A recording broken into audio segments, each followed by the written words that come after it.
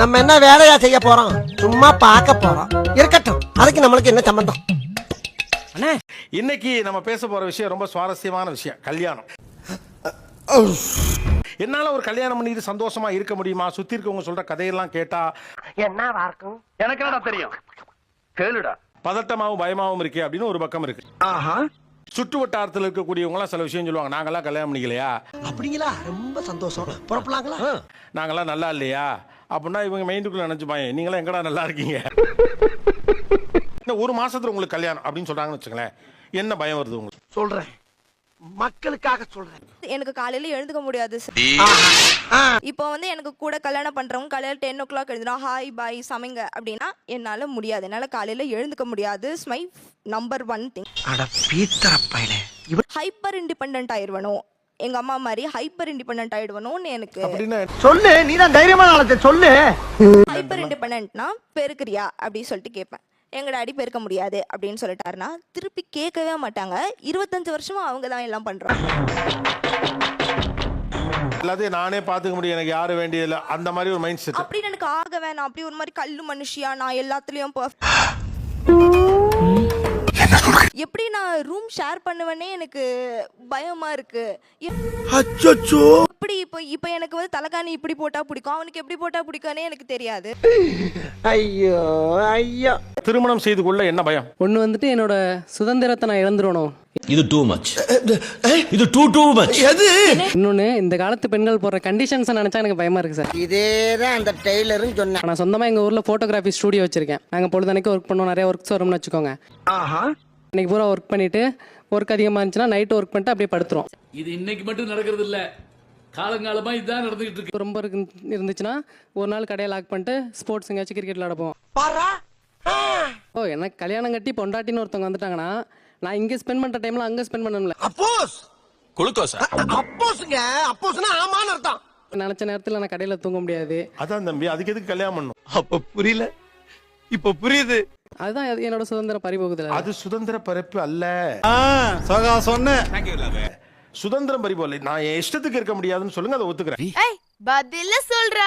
அப்ப சுதந்திர பறிப்பு கிடையாது, அது பொறுப்புணர். ரெண்டாவது, பெண்ணுங்க போற கண்டிஷன் பயமா இருக்குங்கறிய. என்ன கண்டிஷன்லாம் பயமா இருக்கு? குண்டு பைப்ல எப்படி கோர்த்து விடுது பாரு. நான் பார்க்கக்கூடிய எல்லா வேலையும் நீயும் பார்க்கணும். நான் துணி துவைச்சா நீயும் துணி துவைக்கணும். நான் சமைச்சா நீயும் சமைக்கணும். நான் பாத்திரம் கழுவுனா நீயும் பாத்திரம். நான் பாத்திரம் கழுவுனா போட்டோ எடுக்க போனேன் சார். முடியுமா? முடியாது. இப்ப அந்த பொண்ணு வேலைக்கு போனாங்கன்னா நான் பிசினஸ் பண்றப்ப அவங்க வேலைக்கு போறாங்க. இவர்தான், இவருக்கு இதான் வேலை. இது என்ன கதையா இருக்கு? ஒருவேளை அவங்க பிசினஸ் பண்ணா நீங்க அதை விட்டு உங்க வேலையை விட்டுட்டு அந்த பொண்ணு பிசினஸ் எடுத்து பண்ணுவீங்களா? எனக்கு நிறைய வேலை இருக்கு, நான் ரொம்ப பிஸி. எப்படி நான் ஏன் ஒர்க் தானே பார்க்க முடியும்? இல்ல அதான் கேக்குறேன். அப்ப யாரு டிமாண்டிங்கா இருக்கா?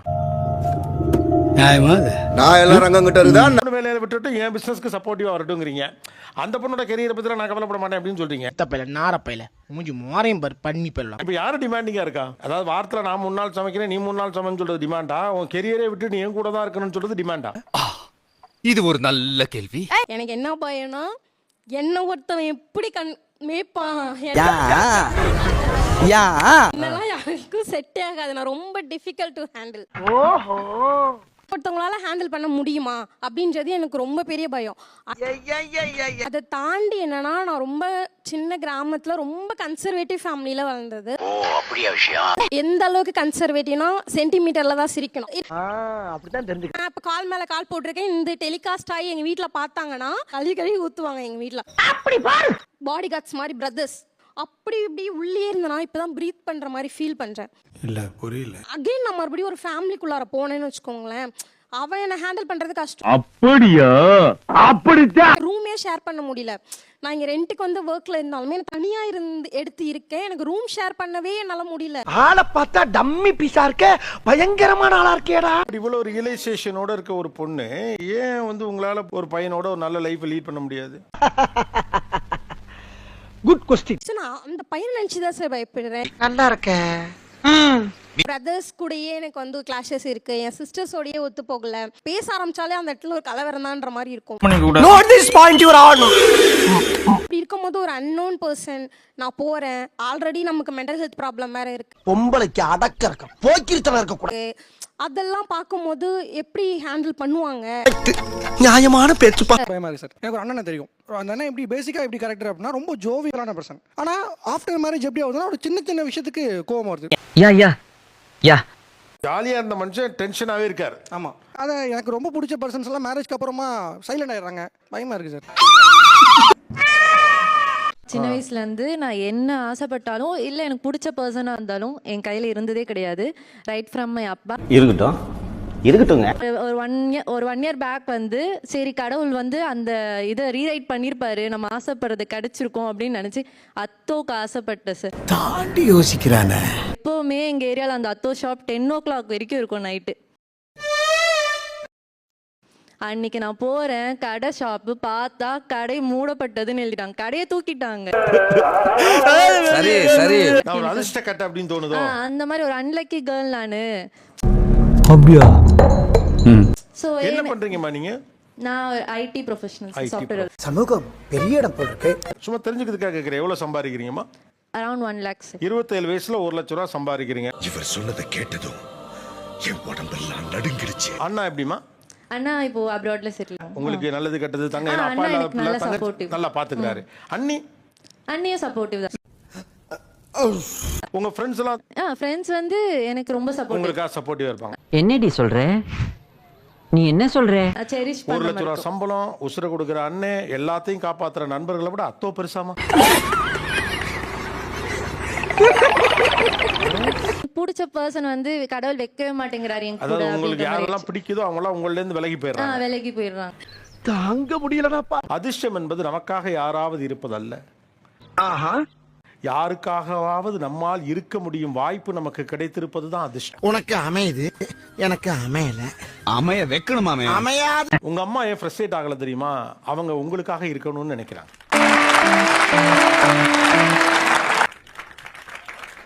You are so lucky, ma. You are not unlucky. Sir எல்லாருமே வந்து கல்யாணத்துக்கு அப்புறம் தான் யோசிக்கிறாங்க. எனக்கு சூசிங் அ பார்ட்னரே பயமா இருக்கு சார். என்னன்னா பொய் சொல்றாங்க சார். அடேங்கப்பா, ரொம்ப விவரமான பொண்ணாவும் இருக்கு. ஒரு அலைன்ஸ் வரும்போது நான் எதிர்பார்க்கறது குடிக்க கூடாது, ஸ்மோக் பண்ணக்கூடாது. என்னோட பர்சனல் லைஃப்க்கு அது எனக்கு செட் ஆகாது. அப்படியா? என்ன நொப்படியா? அதை என்ன பண்றாங்கன்னா நார்மலைஸ் பண்றாங்க சார் குடிக்கிறத. தலை வலிக்குதுடா, தலை வலிக்குதே. நான் வந்து திருத்தணும்னு எனக்கு அவசியம் இல்லை சார். So, அந்த சைடு இருக்கக்கூடிய சொல்லப்படக்கூடிய ப்ராமிசஸ் எல்லாம் பொய்யா இருக்கு உங்க பொய்யா அனுபவத்துல. இருக்கு. ஆஹா, போட்டாண்டா நங்கூரத்தை. ஏமாந்துருவேணும்னு பயம் சார். என்ன மாதிரி ஏமாந்துருவீங்களோன்னு பயமா இருக்கு. என்ன மாதிரின்னா அத வேற ஞாபகப்படுத்திட்டீங்க. நெஞ்சமெல்லாம் பொண்ணா இருக்கு தம்பி. எனக்கு பேக் டு பேக் பேரண்ட்ஸ் இல்லை, இறந்துட்டாங்க, தவறிட்டாங்க. ஸோ நான் தான் இப்போ ஒரு லைஃபுக்குள்ள போறேன்னா அங்க நடக்கிற எல்லா பிரச்சனையுமே நான் தான் ஹேண்டில் பண்ணணும். அப்போஸ் குளுக்கோஸா? அப்போஸ்ங்க, அப்போஸ்னா ஆமான்னு அர்த்தம். ஒருவேளை ஏதாவது ஒரு பிரச்சனை வருது அப்படின்னா நான் சொல்றது யாராவது நம்புவாங்களா மாட்டாங்களா, அந்த பயம் எனக்கு ரொம்ப இருக்கு. ஓ, பின்னால நமக்கு சப்போர்ட் இல்ல. ஆமா, வீட்ல நியாயமான பேச்சுப்பா. எனக்கு பிரதர் இருக்காங்க, சிஸ்டர் இருக்காங்க. ஆனா எவ்வளவு நாளைக்கு அவங்களையும் என்னோட லைஃப்குள்ள நான் இழுத்துட்டு இருக்க முடியும்? சோ அந்த பயம் எனக்கு ரொம்ப இருக்கு. ஒரு குடும்பம் உடைஞ்சு போகாம இருக்க ஒவ்வொருத்தரும் எவ்வளவு தியாகம் பண்ண வேண்டியது இருக்கு. இல்ல, யாருடைய பயம் தேவையற்றது. எல்லாமே வந்து அமைய போற மாப்பிளைய பொறுத்து தான். சகா சொன்ன. ஏர்ன் பண்ணா நல்லா தான் இருக்கும். நானும் மந்த்லி 1 lakh சம்பாரிச்சேன், நல்லா தான் இருந்துச்சு. என்னமாடா நீ? சடனா எனக்கு பேபியை மிஸ் பண்ண ஆரம்பிச்சதுக்கு அப்புறம் நான் வேலையை விட்டுறேன் அப்படின்னு சொன்னேன். அவருக்கு அது பர்டன் தான், சிங்கிள் சாரியில ஓட்டணும். அப்ப நான் மட்டும் நான் இழுச்சவாடா. பட் ஸ்டில் என்னோட ஹாப்பினஸ் மட்டும் தான் பார்த்தாரு. நீ ஒர்க் பண்ணா ஹாப்பியா இருப்பியா இல்ல பையனோட இருந்தா ஹாப்பியா இருப்பியான்னு கேட்டாரு. பையனோட இருந்தான்னு சொன்னேன். சரி ஓகே, நீ பையனை. ரொம்ப கரெக்டா சொன்னப்பா. அதேதான் சார். இப்போ எனக்கு கல்யாணம் ஆயிடுச்சு அப்படின்னா நானும் அதே ரெஸ்பான்சிபிலிட்டி தான் யோசிப்பேன். டெஃபினெட்லி. நானும் அந்த குழந்தை மதர்னு பார்க்கும்போது நானும் அதே குழந்தையை தான் பார்த்துக்கணும்னு ஃபர்ஸ்ட் ப்ரியாரிட்டி அதுதான். நல்லா இருப்படா போடா. உன்னெல்லாம் ஒண்ணும் பண்ண முடியாது. அப்போ ஃபியூச்சர்ல அந்த பேபி எல்லாம் பிறந்து அதெல்லாம் வளர்ந்ததுக்கப்புறம் எனக்கு அந்த எக்ஸாம் எழுதுறதுக்கான டைம் முடிஞ்சிடும். ஓ, நீ அப்படி வரியா? மேபி கல்யாணம் ஆனதுக்கு அப்புறம் அவங்க சப்போர்ட் பண்றாங்க அப்படின்னா நம்ம எக்ஸாமுக்கும் சைட் பை சைட் படிச்சுட்டு பேபியும் பார்த்துக்கலாம், கெரியர்லயும் இது பண்ணலாம்ல, சக்சஸ் ஆகலாம்ல. எப்படா டேய், எப்படா உனக்கு இவ்வளவு கரெக்டா தோணுது? அதான் சொல்லிட்டு சார், இந்த ஜென்ரேஷன்ல இருக்க பசங்க நிறைய பேர் ஒரு 10ல ஒரு 7 to 8 பாய்ஸ் வந்து அண்டர்ஸ்டாண்ட் பண்ணிக்கிற மாதிரி தான் இருக்காங்க. எப்படி?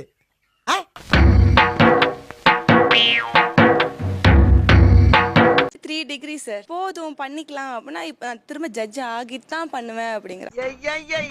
அடம் பிடிக்கிறிய நீ. கல்யாணமே வேணாமா? சார் கல்யாணமே வேணாம்லாம் இல்ல. பயம் வருதுல. ஆக்சுவலா இருக்க பயத்துல இப்பதான் பெரும் பயத்தை நான் பார்த்தேன். ஐயோ இவன் என்ன கொண்டே முடிச்சு விட்டுருவான் போல் இருக்கு அப்படின்ட்டு. தங்கச்சிட்டு ஒன்று சொல்லிக்கிறேன். அப்பா அம்மா பாத்துக்கணும், அதனால நான் கல்யாணம் பண்ணிக்கல, எனக்கு அந்த ஒரு பயம் இருக்குன்னு சொல்றேன். சரி இப்ப இவருக்கு என்ன? ஒரு விஷயத்த வந்துட்டு ஃபர்ஸ்ட் எக்ஸ்பீரியன்ஸ் பண்ணாம நம்ம பேச முடியாது. ஃபர்ஸ்ட் நீ கல்யாணம் பண்ணி பாரு, எனக்கு நடந்தவே உனக்கு நடக்கும் அப்படின்ட்டு கிடையாது இல்ல. அப்படியா? அப்படித்தான். உங்க கவலை என்ன? உங்களுக்கு நடந்து அவங்களுக்கு நடந்துட்டான். அவங்க என்ன சொல்ல வராங்க, நான் இதுக்கு ப்ராப்ளத்தெல்லாம் ஃபைட் பண்ணி அதுக்கு நான் பேசாம எங்க அம்மா அப்பா கூட ஜாலியாவே இருக்கேன். ஐயோ எப்படி வளர்த்திருக்காங்க. பீஸ்ஃபுல்லா எத்தனை நாளைக்கு அப்பா அம்மா கூட இருக்க முடியும் நீயே சொல்லு. எல்லா நேரமும் பேரண்ட்ஸ் டிபெண்ட் பண்ண முடியாது, ஹஸ்பண்ட் டிபெண்ட் பண்ண முடியாது. ரைட்லா ரைட். அது அமையல அப்படினாலும் அது உனக்கு தகுந்த மாதிரி நீ மாத்திக்கோன்னு நான் சொல்றேன். நியாயமான பேச்சுப்பா. ஸ்கூல் படிக்கும் போதே அம்மா இறந்துட்டாங்க. ஸோ அப்பையிலேருந்து வீட்டில் எல்லா வேலையும் நான் புஷ் பண்ணி தான் பண்ண ஆரம்பித்தேன். ஒருத்தவங்க கூட ரொம்ப அட்டாச்மெண்ட் ஆகிடுவோம். இப்போ அப்பா கூட அட்டாச்மெண்ட் ஆகிட்டேன். சடனாக அவங்க விட்டு போகும்போது நம்ம தனியாக நின்றுறோம்.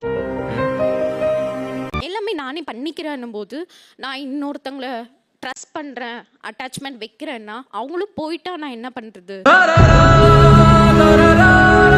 உங்களுக்கு திரும்ப திரும்ப யோசிப்பதற்கு இருக்கக்கூடிய நினைவுகள் என்பது வலி சம்பந்தப்பட்டதாவே இருக்கு.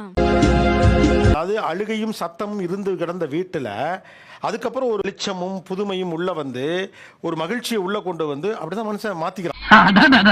நாட்டாமதான் அமுக துமுக அமால் டுமா.